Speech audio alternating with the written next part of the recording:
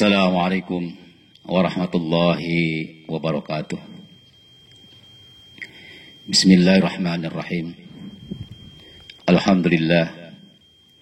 Wassalatu wassalamu ala Sayyidina Rasulillah Sayyidina wa maulana Muhammad bin Abdillah wa ala alihi wa sahbihi wa man tabi'ahu wa walah. Subhanaka la ilma lana illa ma'allamtana innaka antal alimul hakim. Wala hawla wala quwata illa billahil aladim amma ba'd. Faqad qala Allah ta'ala fi kitabil karim wa huwa asdaqul qailin. A'udzu billahi minasy syaithanir rajim. Bismillahirrahmanirrahim. Wala nabluwannakum bisyai'in minal khawfi wal ju'i wa naqsim minal amwali wal anfusi was samarat.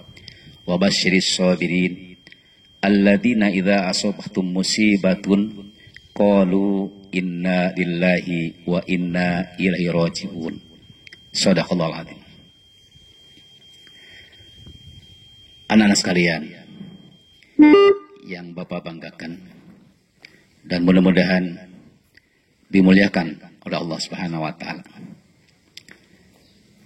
Di kesempatan yang berbahagia ini, marilah kita panjatkan puji dan rasa syukur kita kehadirat Allah Subhanahu wa taala atas segala limpahan rahmat, nikmat dan karunia, hidayah, taufik dan inayah yang senantiasa Allah anugerahkan kepada kita.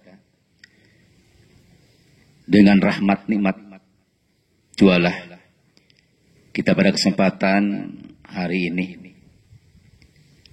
Allah dapat memberikan kepada kita suatu nikmat yang terbesar, yakni panjang umur, insya Allah, sehat jasmani, rohani, lahir dan batin. Salawat semoga tercurah limpahkan pada junjungan kita Nabi besar Nabi Muhammad SAW. Anak-anak sekalian yang Bapak banggakan dan mudah-mudahan dimuliakan Allah Subhanahu wa taala. Kajian pada kesempatan hari ini dasarnya yakni surat Al-Baqarah ayat 155 yang tadi mukadimah sudah Bapak bacakan, yakni tentang musibah, tentang cobaan, ujian yang Allah berikan kepada makhluknya, terutama manusia ini. Di dalam surat Al-Baqarah ayat 155 Allah berfirman, "Walanabluwannakum bisyai'in minal khawfi wal ju'i wa naqsim minal amwali wal anfus was samarat wa basyiris sabirin." Sungguh kami telah memberikan ujian kepada kamu sekalian, sedikit ketakutan, kelaparan, kekeringan harta, kekeringan tanam-tanaman, dan kehilangan jiwa. Dan berikanlah kabar gembira kepada orang-orang yang sabar. Alladzina idza asabahtum musibatun qalu inna lillahi wa inna ilaihi raji'un. Itu orang-orang apabila mendapatkan musibah, mereka berkata, sesungguhnya kami adalah milik Allah dan kami kembali akan kepada Allah Subhanahu wa taala. Kandungan ayat tersebut, anak-anak sekalian yang dirahmati dan dimuliakan Allah Subhanahu wa taala, bahwa saat-saat sekarang ini kita kaum muslimin dan muslimat khususnya, juga umumnya seluruh umat manusia di dunia ini mendapatkan ujian yang amat berat, yakni berupa musibah, yaitu wabahnya Allah turunkan wabah Corona COVID-19 ini, yang sampai saat ini kita justru hari ke hari semakin bertambah, sehingga apa yang Allah sampaikan itu Allah berikan ujian, Allah berikan cobaan, yaitu berupa rasa sedikit kekhawatiran dan ketakutan dengan virus Corona 19 ini. Dan kebetulan kita sedang melaksanakan ibadah puasa di bulan Ramadan ini, maka semua rasa kekhawatiran, rasa ketakutan, rasa was-was termasuk ibadah pun diatur. Karena apa? Jangan sampai virus atau istilah virus ini terpapar lebih banyak lagi. Sehingga dengan ujian yang Allah berikan kepada umat manusia ini, ibadah kita, apalagi sekarang di bulan Ramadan, sehingga banyak yang ditiadakan, dialihkan yang ibadah siogianya kita di masjid, di tempat sujud, di masjid-masjid musola, bahkan langgar. Tapi untuk sementara waktu karena wabah ini dialihkan ke rumah masing-masing. Untuk itu kekhawatiran dan ketakutan akibat wabah ini sehingga imbasnya kepada perekonomian pun, semua kesejahteraan manusia pun adalah karena imbas daripada wabah itu sendiri. Di samping itu Allah memberikan ujian, di samping kekhawatiran, rasa ketakutan, rasa was-was, juga banyak kehilangan jiwa manusia dengan akibat wabah ini, sehingga ribuan manusia hilang nyawanya akibat daripada sebab-musabab dengan adanya corona ini. Kita harus lebih merenung kembali. Itu hanya sedikit yang Allah berikan, suatu ujian, kekhawatiran, hilangnya nyawa manusia, sehingga ujian di samping itu ada ujian kekeringan. Banyak tumbuh-tumbuhan kering karena mungkin juga karena hama yang mengakibatkan tidak tumbuh-tumbuhan. Dan juga mungkin Allah sampai berikan kabar gembira kepada orang-orang yang sabar, yaitu alladzina idza asabatum musibatun, orang-orang yang apabila mendapatkan musibah, orang-orang yang ketika mendapatkan ujian, wabah atau penyakit, maka mereka mengatakan inna lillahi wa inna ilaihi rajiun. Perkataan kalimah ayat inna lillahi bukan saja kita apabila mendengar orang meninggal saja, tetapi apabila kita mendapatkan musibah sekecil apapun, kita mendapatkan sakit, atau mungkin adanya wabah, atau mungkin kehilangan harta, atau mungkin saudara kita sakit, maka ucapkanlah kalimah thayyibah yang tiada lain, yang paling baik adalah mengucapkan inna lillahi wa inna ilaihi rajiun. Anak-anak sekalian yang dimuliakan oleh Allah Subhanahu wa taala. Oleh karena itu, apabila kita mendapatkan suatu musibah, apabila kita mendapatkan suatu ujian, apapun yang Allah turunkan, maka selaku orang yang beriman, orang yang ahli ibadah, maka kita harus sabar. Sabar itu adalah dicintai oleh Allah. Sabar itu adalah disayang oleh Allah. Dan sabar itu akan menambah rasa kita mendekatkan diri pada Allah Subhanahu wa taala. Bahwa segala sesuatu apapun, sukacita, duka cita, itu adalah Allah yang menggerakkannya. Anak-anak sekalian, berbicara masalah sabar, maka sabar terbagi 3 macam. As-sabru alal musibah, as-sabru ala ta'at, dan as-sabru alal maksiat. Yang pertama adalah sabar ketika mendapatkan musibah. Satupun manusia tidak mengharapkan adanya musibah. Satupun manusia tidak sangat mengharapkan adanya ujian berupa apakah sakit badan kita, atau mungkin ujian hilangnya keluarga kita, atau mungkin salah satu keluarga kita yang sakit, atau mungkin musibah kehilangan harta, atau mungkin gagal panen, atau yang lainnya. Maka itu adalah kita harus sabar apabila mendapatkan musibah. Karena manusia tidak mengharapkan adanya musibah itu sendiri. Maka orang yang sabar ketika mendapatkan musibah, maka Allah akan uji kepada kita ini sampai sejauh mana keimanan kita dan kesabaran kita. Insya Allah dengan kesabaran apabila mendapatkan kita musibah, maka Allah akan ganti dengan yang lebih baik lagi. Ketika kita kehilangan harta, dengan sabar, dengan tulus dan ikhlas, lapang dada, itu semata-mata Allah memberikan ujian, maka Allah akan tambah-tambah apa yang hilang, yang lebih banyak lagi dan barokah.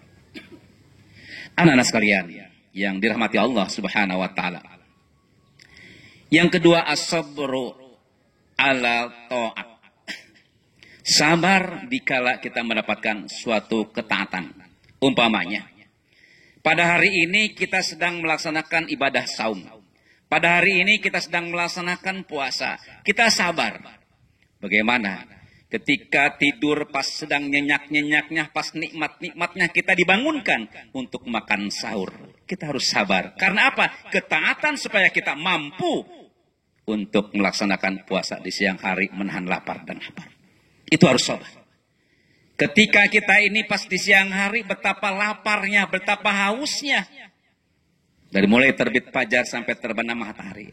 Tetap ada kesabaran ketika kita sedang berbuat ketaatan, yaitu ibadah pada Allah. Kita sabar menunggu sampai tibanya azan maghrib baru kita berbuka. Bahkan sampai detik-detiknya ketika kita akan berbuka puasa, 5 menit ke depan kita menunggu azan maghrib, tetap kita sabar. Takut batal. Karena apa? Tinggal 5 menit lagi, kita sabar. Karena tingkatan kesabaran ketika kita melaksanakan ibadah. Baik ibadah saum, lapar dahaga yang senantiasa kita rasakan. Kemudian kita bangun, qiyamul lail, dan lain sebagainya. Insya Allah dengan kesabaran yang benar-benar tulus dan ikhlas, maka Allah akan lipat gandakan pahala ganjaran apa yang telah kita perbuat. Oleh karena itu, bukan saja kita sabar ketika kita melaksanakan ibadah saum, ibadah puasa. Dalam melaksanakan ibadah yang lain pun, kita harus taat. Contoh qiyamul lail, salat tarawih. Jangan kita terburu-buru. Kita dengan istiqomah, dengan kita tumaninah, dengan penuh kehusuan, maka itu adalah ibadah sabar dengan ketaatan, maka hasilnya Allah akan berikan pahala ganjaran kebajikan kebaikan kepada orang yang sabar dikala kita mendapatkan suatu ketika kita berbuat sesuatu amal ibadah ketaatan pada Allah Subhanahu wa taala. Apapun anak-anak sekalian, taat diantaranya sabar ketaatan. Mungkin suatu saat anak-anak mendengar apa yang sampaikan di bulan Ramadan ini. Kemudian nanti kalian melaksanakan tugas, merangkum dan sebagainya. Dengarkan dengan sebaik-baiknya. Ini taat, sabar di dalam melaksanakan ketaatan ibadah pada Allah Subhanahu wa taala. Apalagi di bulan Ramadan, apabila kita datang mendengarkan ilmu yang disampaikan oleh para asatidz dan asatijah dan para alim ulama, para kiai, maka tetap mendengarnya pun kita akan senantiasa mendapat pahala ganjaran yang berlipat ganda oleh Allah Subhanahu wa taala. Anak-anak sekalian yang dirahmati dan dimuliakan Allah Subhanahu wa taala. Yang ketiga, as-sabru 'alal maksiat. Sabar ketika kita tidak berbuat maksiat. Ingat anak-anak sekalian, sekarang di bulan Ramadan itu banyak godaan. Memang setan dibelenggu, tapi nafsu yang senantiasa ini dapat mempengaruhi daripada ibadah puasa kita. Karena di bulan Ramadan ini, di bulan puasa ini, sesuai apa yang sampaikan, bahwa puasa maknanya menahan. Menahan ketika berbicara, menahan kemudian kita mendengar, menahan pandangan dan mendengar dan perkataan yang kurang baik. Itu namanya puasa. Oleh karena itu di bulan Ramadan ini, jagalah jangan sampai kita ini puasa pahala kita sia-sia karena ada beberapa hal yang dapat merusak pahala puasa. Banyak orang yang berpuasa hanya sekedar menahan lapar dan minum saja. Makanya kata Nabi mengatakan kamin shaimin min siyami ilal juwal atas. Berapa banyak orang yang berpuasa, tapi puasanya hanya sekedar menahan lapar dan haus dan dia tidak mendapatkan apa-apa selain daripada lapar dan haus. Oleh karena itu, anak sekalian, kita harus bersabar, jagalah jangan sampai puasa kita ini rusak, terhapus karena perbuatan kita sendiri, yaitu diantaranya jangan sampai kita ini ketika sedang berpuasa ada 5 perkara yang dapat menghapus pahala puasa. Yang diantaranya kita berbohong. Yang kedua dapat merusak pahala puasa, kita menggibah, mengumpat, membicarakan orang lain. Yang ketiga yang dapat menghapus pahala puasa adalah namimah, mengadu domba. Dan keempat yang merusak pahala puasa yang diantaranya yaitu sumpah palsu. Terakhir jangan sampai memandang pandangan yang dapat mengundang syahwat. Inilah diantaranya yang dapat merusak pahala puasa. Mudah-mudahan puasa kita senantiasa sampai dan diterima, dan puasa kita adalah puasa yang khusus di samping menahan lapar dan haus dari terbit fajar sampai terbenam matahari, dan juga dapat menjaga hal-hal yang dapat membatalkan pahala puasa. Mudah-mudahan puasa kita diterima oleh Allah Subhanahu wa taala. Baik, itulah yang dapat saya sampaikan. selamat menjalankan ibadah puasa, selamat menjalankan amalan-amalan qiyamul lail di malam hari, dan melaksanakan amalan-amalan selama di bulan Ramadan. Mudah-mudahan kita semuanya, puasa kita senantiasa Allah terima dengan berbanyak kebajikan, kebaikan yang Allah berikan pada kalian semuanya. Terima kasih atas perhatiannya, dan mohon maaf atas kekurangannya. Billahi taufiq wal hidayah. Wassalamualaikum warahmatullahi wabarakatuh. Ramadan tiba, Ramadan tiba, Ramadan tiba. Marhaban ya Ramadan, marhaban ya Ramadan, marhaban ya